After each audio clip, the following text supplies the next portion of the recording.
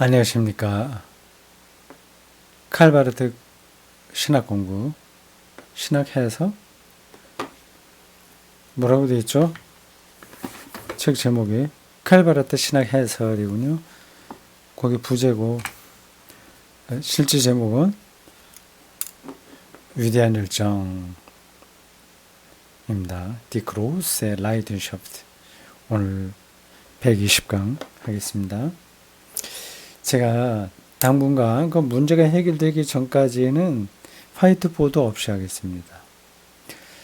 화이트보드를 쓰니 얼굴에 그림자가 이렇게 질 때가 많아요. 근데 그거를 미세하게 조정하기가 힘듭니다. 요 컨트롤러 요걸로 이제 카메라를 메뉴에 들어가서 이렇게 저렇게 뭐 여러 가지 조정하는 게 있습니다. 뭐 여러 가지예요. 종류가 조정해야 될 그걸 다 해보는데 이게 제가 전문가가 아니라서 쉽지가 않습니다.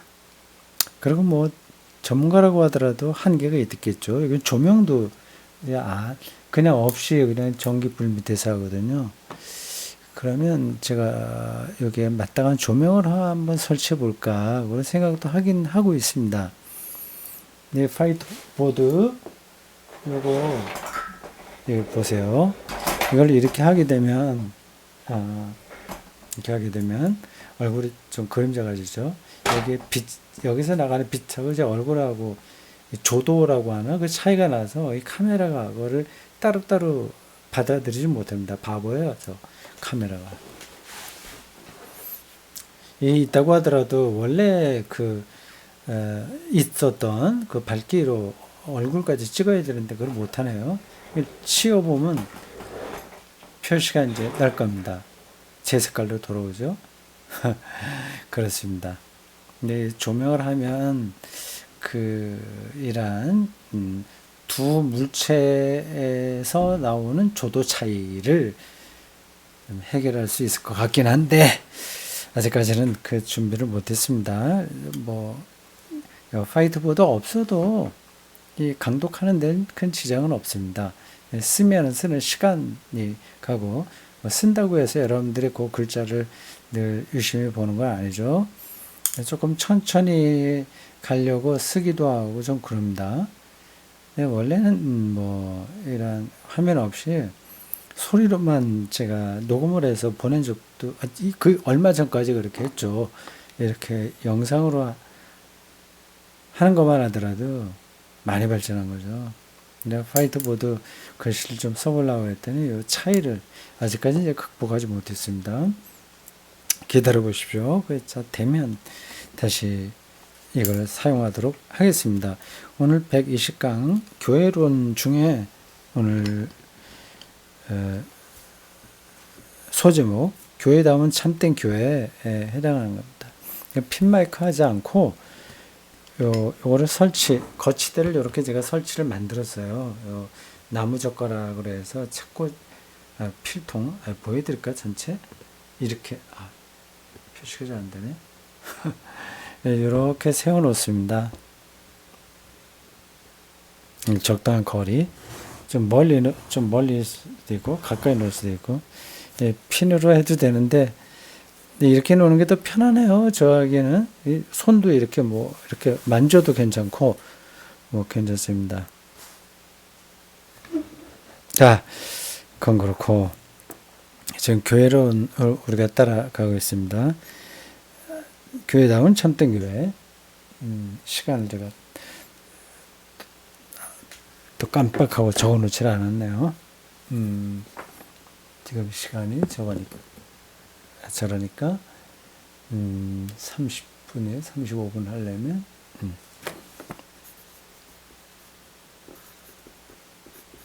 네, 됐습니다. 438쪽 보십시오. 바르트의 특징적인 교회 이해는 교회와 사회의 통일성이 붕괴되는 시기에 이게 근대주의 이후로 급속하게 이런 현상이 두드러졌습니다. 더 이상 사회는 교회의 목소리에 귀를 기울이지 않게 되었습니다.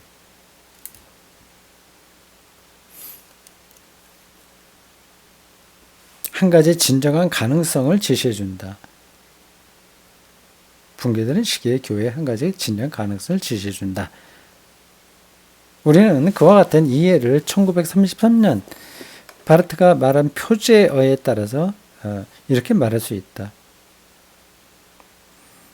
1933년 바르민 선언을 얘기하는 거 아닌가? 그건 아닌 것 같은데 그 비슷한 때에 바르민 선언이 나왔습니다. 이 각주를 보면 이렇습니다. 195번이에요. 논문이겠죠. Für die Freiheit des Evangeliums, 복음의 자유를 위해 제목의 글 6쪽에 나온 겁니다. 교회는 반드시 교회로서 존재해야 된다. 반드시 여기 강조점이 붙었죠. 교회로서 존재해야 된다. 자인, 존재해야 된다. 이 표제어는 이런 제목으로 글을 썼군요. 예, 이 표제어라고 했으니까 이 제목이란 뜻입니다. 교회는 반드시 교회로서 존재해야 된다. 그 말은 사회 어용단체가 되면 안 되고 그렇다고 해서 무조건 사회를 두들겨 패는 그런 입장에 서도 안 되고 그냥 교회로서 존재해야 된다. 이 표제어에는 그 당시 교회 지도부가 외쳤던 독일 교회를 말하는 거예요. 9호. 교회는 교회로서 머물러야 한다고 하는 다른 의미를 갖고 있다. 참 재밌네요. 앞에 바르트가 얘기하는 것은 교회로서 존재해야 된다. 비동사의 sein, 존재론적인데 여기 당시 독일 교회가 외쳤던 구호는 머물러야 된다. 그러니까 정치에 너무 간섭하지 마라. 그런 뜻이겠죠. 이건 두 개는 차이가 있어요. bleiben, 거기에 머물러야 된다. 아니, 다른 의미를 갖고 있다. 이 구호의 의미는 당시 독일 교회 지도부가 외쳤던 이 구호의 의미는 교회가 자신의 실체와 존재 상태를 해치려고 다가오는 변화들로부터 자신을 보호해야 한다는 것이었다. 자기를 보호하려면 쓸데없이 싸우면 안 되겠죠. 당시 독일 교회 지도부의 입장입니다.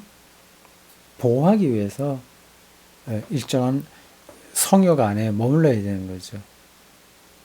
그러나 바르트는 묻는다. 그렇게 할 때 교회는 갱신을 필요로 하는 어떤 것을 고집스럽게 간직하는 결과가 되지 않는가? 갱신해야 되는데 그걸 갱신하지 않고 그냥 거기에 머물러 있다고 하는 거죠. 사람들에게 예배드리고 장례식이나 치러주고 하는 종교적인 역할에 머무르게 된다. 그런 문제제기입니다. 그렇다. 교회가 자신의 메시지를 누구도 손댈 수 없이 보존해야 하는 것으로 여기고 그것을 언제나 새롭게 확증해야 하는 것으로 이해하지 않을 때 이런 차이들을 이걸 이해하고 넘어가야 되는데 조금 까다롭죠. 예. 교회가 그냥 성역 안에 머물러서 아무도 여기다 손대면 안 돼. 보존해야 되는 거 그렇게만 생각하지. 그것을 새롭게 확증해야 하는 것으로 이해하지 않는 거죠. 성찬제식을 한다고 할 때에도 이건 뭐 전통적으로 내려오는 것을 우리는 이렇게 하니까 누구도 여기 간섭하면 안 돼. 이걸 그대로 보존해야 돼. 이런 데만 머물러 있지 진정한 의미에서 성찬이 뭐냐에 대해서 새롭게 해석하지 않는다고 하는 겁니다.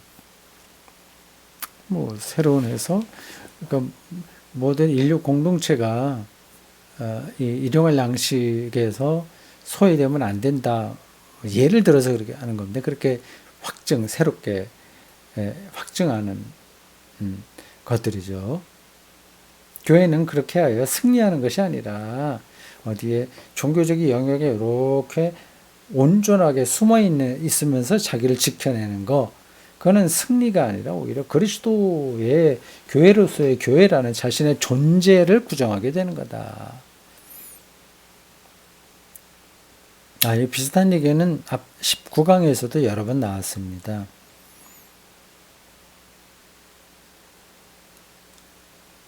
그러나 바르트의 표제어도 교회가 반드시 교회로 되어야 한다는 것을 의미하지는 않는다. 다시요. 베르덴인데 앞에 그 독일어 단어들이 몇 가지 괄호로 묶여서 달린 거 보면 그걸 알아야 이 전체 의미를 파악할 수 있다는 것 같아요. 뭐 그렇게까지 우리가 다 너무 세밀하게 들어가지 말고 그냥 지나가는 게 낫겠습니다. 그거 다시 읽어보겠습니다. 그러나 바르트의 이 표제어에도, 그러니까 교회는 반드시 교회로 존재해야 된다고 하는 이 표제어에도 교회가 반드시 교회로 되어야 한다는 것을 의미하지 않는다. 좀 전체 맥락에서는 매끄러운 문장은 아닙니다. 교회로 되어야 한다. 베르덴이 됐어요.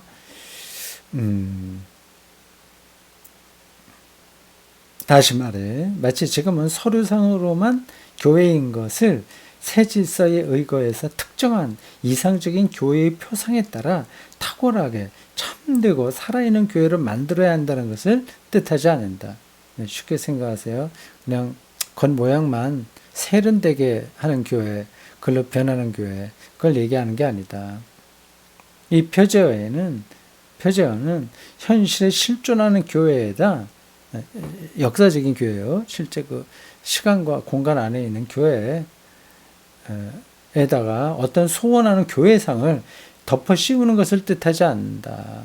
이런 점에서는 좀 보충해야 될 게 있어. 그러니까 뭐 그렇게 하자든지 뭐 그런 정도가 그런 걸 뜻하는 게 아니다. 오히려 그것은 그와 같이 자의적으로 설정된, 그래서 추가적으로 성소 구조를 첨부된다고 해도 달라지지는 않는데, 자의적으로 교회 입장에서 자기 생각되는 대로 이렇게 목표에 따라 형성된 교회란, 그러니까 교회 구성원들이 원하는 대로 막 교회의 정의가 새로워지는 거죠. 그런 교회란 필연적으로 소외로 규정된 교회가 아닌지를 물으며, 이게 좀 어색한 번역이네. 하나님으로부터 유래하지 않고 그 말씀에 대한 순종으로부터 생성되지 않은 교회인지, 그래서 실제로는 교회가 아닌 것인지를 묻는다. 이게 애매해요. 그냥 넘어가겠습니다.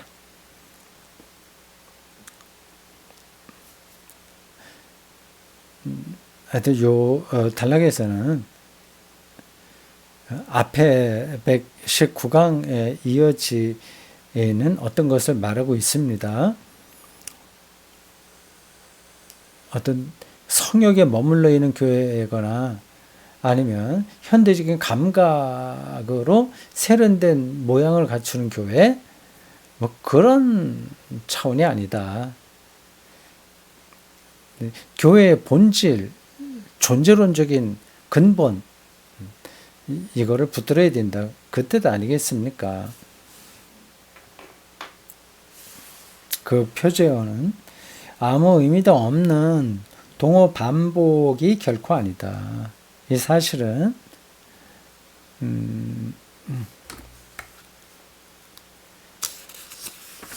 그것의 해석에서 나타난다.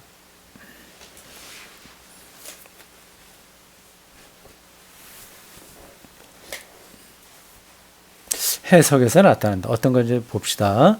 그 명제의 제 1절에 말하는 교회는, 여기서 이 바르트가 쓴 논문이 여러 가지를 얘기하는가 보네요.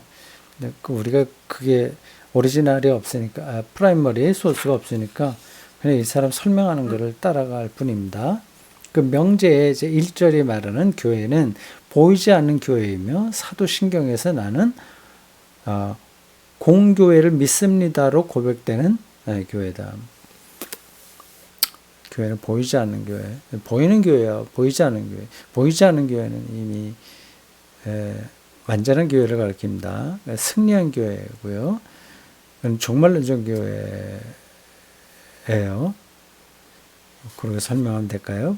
보이는 교회는 현실적인 교회고, 투쟁하는 교회고, 한계와 모순이 있는 교회입니다. 이 두 가시적이고 불가시적인 교회가 이 긴장, 변증법적인 관계에 있다고 보는 게 기독교에서 말하는 교회론입니다. 그런 교회이고 1절에서 말하는 것은 보이지 않는 교회이고, 그러니까 이미 승리해서 완전한 교회이고, 사도신경에서 나는 공교회를 믿습니다라고 고백되는 교회다. 공교회.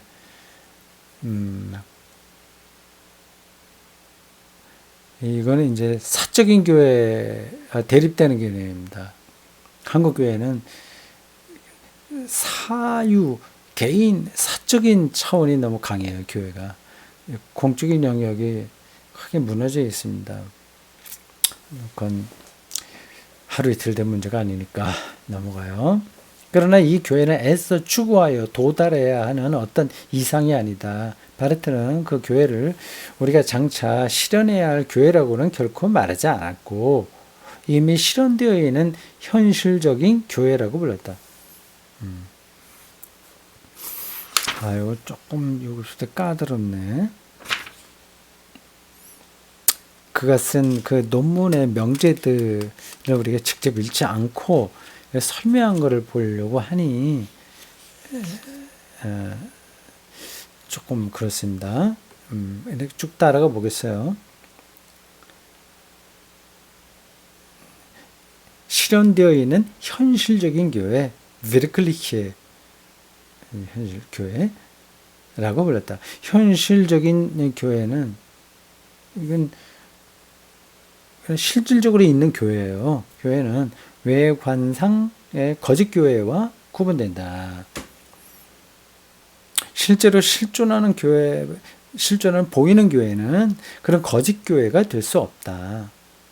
앞서 말한 나는 공교회를 믿습니다. 공공성이죠. 공적인 교회를 믿습니다라는 고백을 도외시한 채 자신을 이해할 때 그렇게 되는데 그런 거짓된 교회가 될 수 없다. 그러나 보이는 교회라고 해서 필연적으로 혹은 본질적으로 거짓 교회로서 존재하는 것은 아니다. 그렇죠. 실제로 우리가 교인들 같이 모이는 그러한 보이는 교회가 그렇다고 해서 인간들의 한계가 있다고 해서 이게 무조건 다 거짓 교회는 아니죠. 이 사실로부터 우리는 분명히 알 수 있다. 우리가 믿음을 고백하는 그 교회와 관련하여 우리는 교회의 가시성을 지나칠 수 없고 아주 실질적인 그러한 교회, 눈에 보이는 교회, 그거를 무시하면 안 되고 그것의 이 세상적이고 역사적인 형태를 무관한 것이라거나 절대 적대적인 것을 부정해서도 안 되며 나아가서 가시성을 실제로 여전도회도 있고 당회도 있고 뭐 조직도 있고 하는 거, 건물도 있고 이게 다 가시성이거든요. 그런 것을 필요악, 다시 말해 성령과 영들의 비가시적인 공동체를 위한 필요악으로 취급하려고 해서도 안 된다. 그건 그렇죠.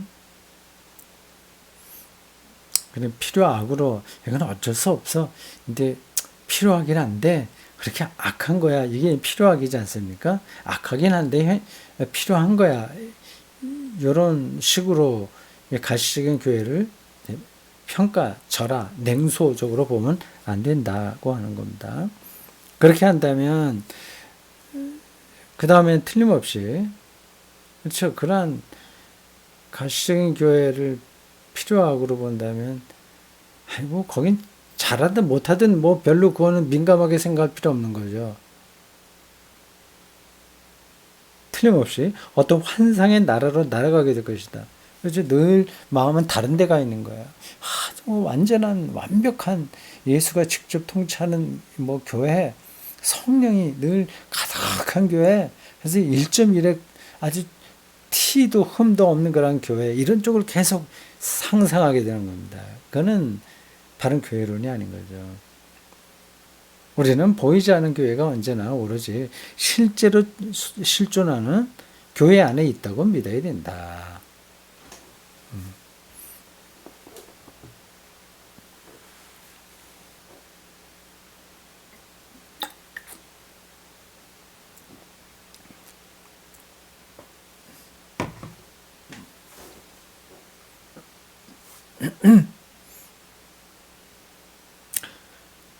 그러나 바르트는 보이는 교회를 그와 같은 보이지 않는 교회와 동일시하는 것에 대해 단호하게 경고한다.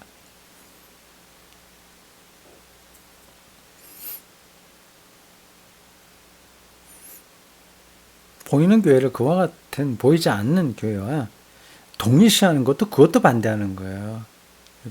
구분은 해야죠. 그러나 보이는 교회를 폄하하지 말아야죠. 근데 지금 요 대목에서는 보이는 교회가 보이지 않는 절대적인 교회와 똑같다 이렇게 하는 것도 잘못이라는 겁니다. 그런 교회에는 화가 있다. 왜 그러냐? 그러니까 앞에서 필요하고로만 본다면 그럼 이제 그런 환상의 나라로 날아가게 되고, 이거 반대로 동시에 버리게 되면 그런 교회는 외적 현상의 상에서, 외적 현상의 상, 뭐 나타나는 거요, 교회에서. 혹은 자신의 대변자들 사이에서 언제나 그런 정도만 선하게 혹은 전혀 선하지 않게 현존하기 때문이다. 거기에는 그냥 더 이상 갱신, 개혁적인 교회로 나가지 않게 되는 거죠. 그게 궁극적인 게, 보이는 교회가 궁극적인 교회가 돼버렸으니까요. 보이는 교회 절대화, 이것도 반대. 그러니까 앞에서는 보이는 교회에, 보이는 교회를 무시하는 것. 이거를, 뭐라고 그래야 되나? 필요악으로 본다는 거예요. 그것도 반대하고, 이걸 절대화하는 것도 반대하는 겁니다. 나아가 결정적인 이유는 그 교회는 엄격하게도 예수 그리스도의 교회이기 때문이다. 물론 이것은 예수께서 교회를 다스리거나 대표하는 객체가 되신다는 뜻은 아니고, 이것도 설명이 좀 필요한데 넘어가겠습니다. 또 그렇게 하심으로써 교회가 다소간에 빛이 난다는 뜻도 아니다. 혹은 교회가 어떤 문화사적인 전통으로부터, 문화사적인 전통, 독일의 여러 가지 이러한, 영국의 프랑스의 이런 전통, 문화적인 사회 문화적인 전통으로부터 그리스도적이라는 수로를 스스로 부착했다는 뜻은 더더욱 아니다. 좀 까다로운 표현인데 그냥 지나가겠습니다. 수로, 그걸 수로, 주어가 있고 수로 있잖아요. 근데 그 주어를 수로 풀어주는 거거든요. 근데 어떤 약간 철학적인 표현입니다. 뭐 지나갑시다. 예수 그리스도의 교회의 최우선적 의미는 그분이 교회의 본래적인 주체라는 사실이다.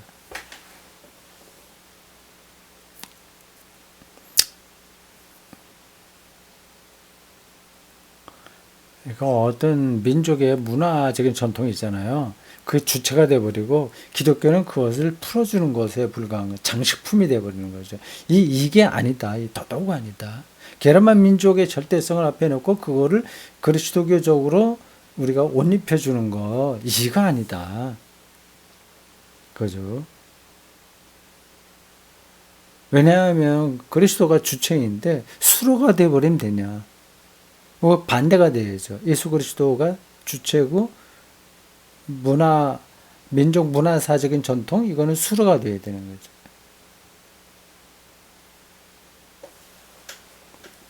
뭐 이게 와 달라붙지는 않을 겁니다. 그러므로 교회의 존재는 그분의 존재의 수로다.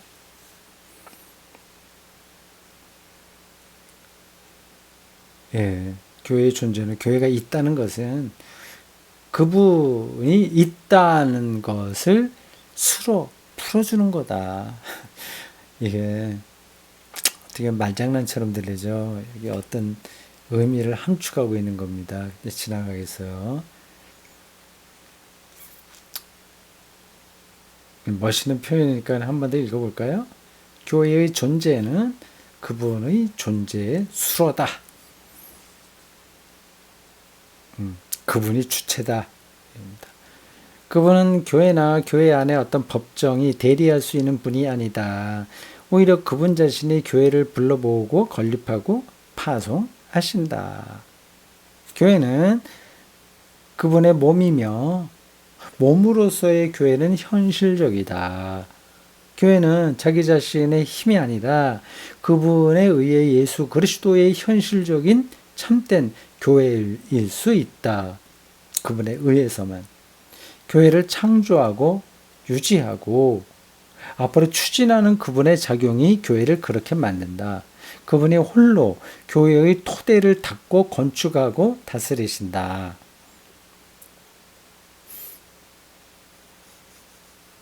이런 거는 딸리바 목사나 부흥사들, 선교사들도 다 하는 얘기 아니냐, 이렇게 느낌이 들 줄 몰라요. 근데 그들이 상투적으로 하는 표현하고 이거하고는 차원이 다른 겁니다.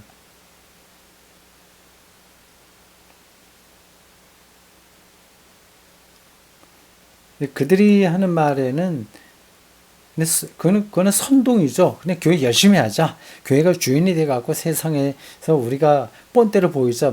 그냥 거칠게 표현해서 열심히 해서 해서 예수님이 세상의 주인이 되도록 하자. 얘기하는 거예요.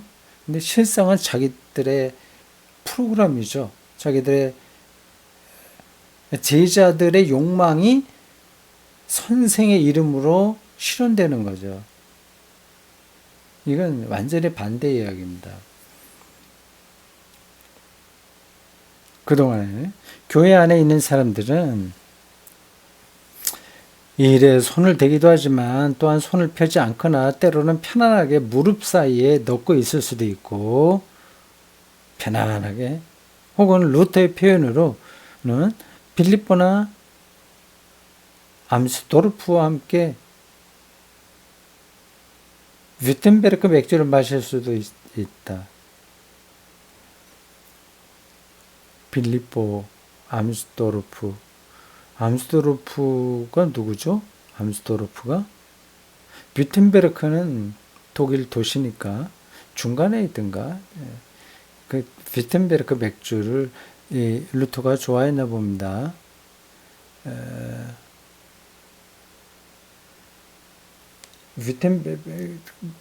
루터가 많이 활동한 위텐베르크라고 하는 시에서 뷰르텐베르크가 그렇게 멀지 않죠.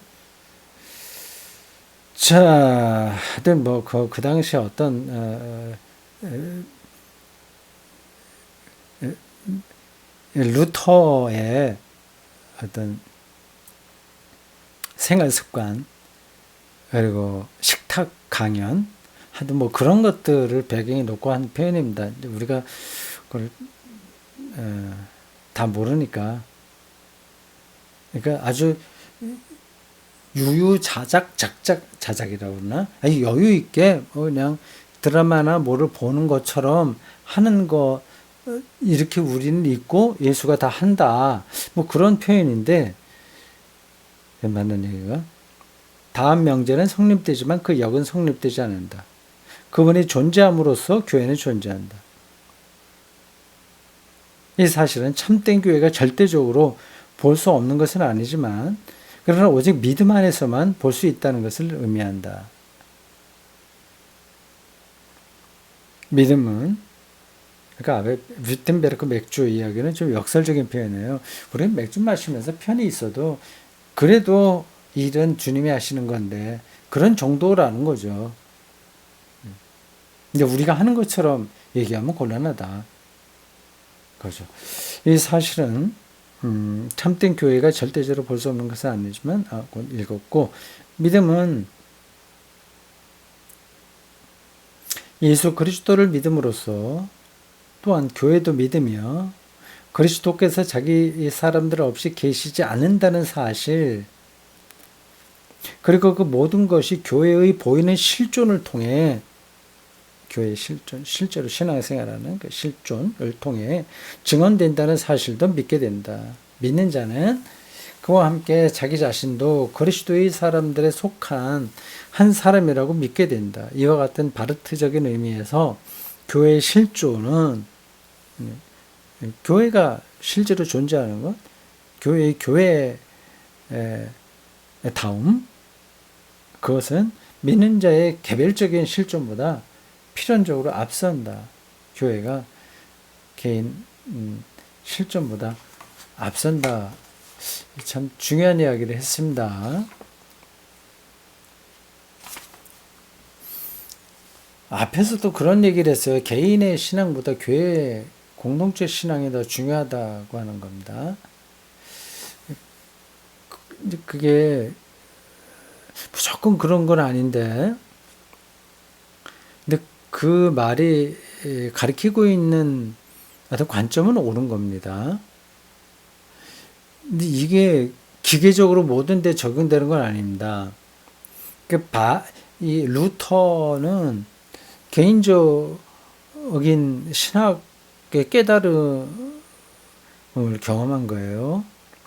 그 당시 로마 가톨릭 교회는 그게 이제 교회 공동체였습니다. 전체예요. 근데 루터의 깨달음보다 그 로마 가톨릭 교회가 더 우선한다. 그렇게 얘기하면 또 곤란한 거잖아요. 그렇게 이 바르트의 신학적인 명제를 그냥 아무 데나 갖다 붙여서 이렇게 적용시키면 조금 곤란합니다.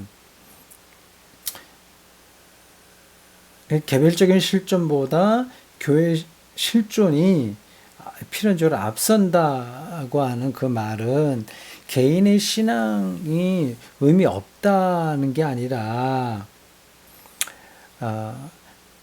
교회는 그 개개인이 일하기 전에 주님이 일하신다. 이제 그걸 강조하는 겁니다. 주님이 하시는 거예요. 그걸 우리가 순종하고 따라가는 거죠. 물론 결국 그래도 교회 안에서 사람이 일하는 거 아니냐. 그건 또 말이 되는 겁니다.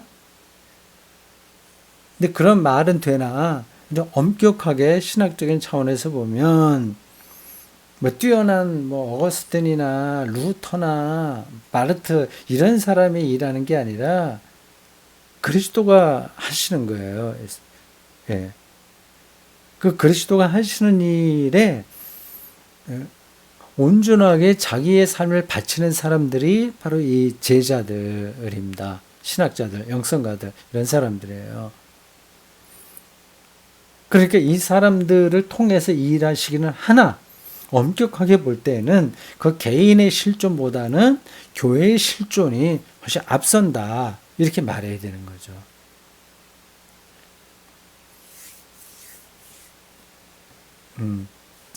오늘 여기까지 하겠습니다.